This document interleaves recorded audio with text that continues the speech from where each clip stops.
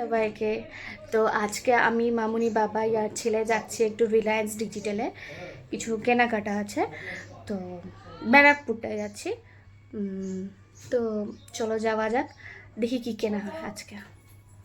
তো সবাই মিলে বেরিয়ে গেলাম ব্যারাকপুরের উদ্দেশ্যে। তো দেখো রায়ান কাঁদতে শুরু করে দিয়েছে, কারণ ও মার জন্য একটা ফুল তুলেছে আর ফুলটা ছিঁড়েও ফেলেছে, তাই কান্নাকাটি শুরু।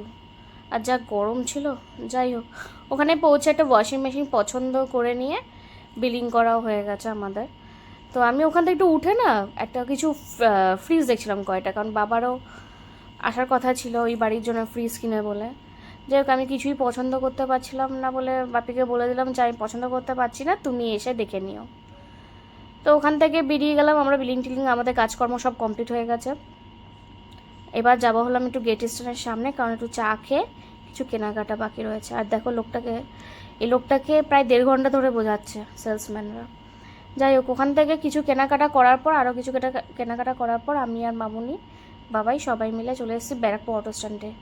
আর যা লাইন পড়েছিল, আর তেমনি গরম, মানে কালকের গরমটা না সহ্য করা যাচ্ছিলো না, এত গরম।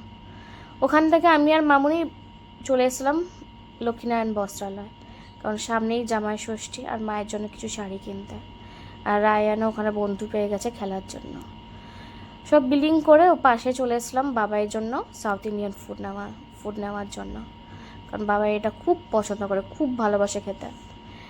তো ওখান থেকে নিয়ে আমি আর মামুনি আর ছেলে চলে আসলাম বাড়িতে। একটা ভাগ্য ভালো ছিল বলে একটা টোটোও পেয়ে গেছিলাম। তো তোমার যদি পছন্দ হয়ে থাকে তো প্লিজ লাইক অ্যান্ড সাবস্ক্রাইব করে দিও, আমাকে একটু সাপোর্ট করো।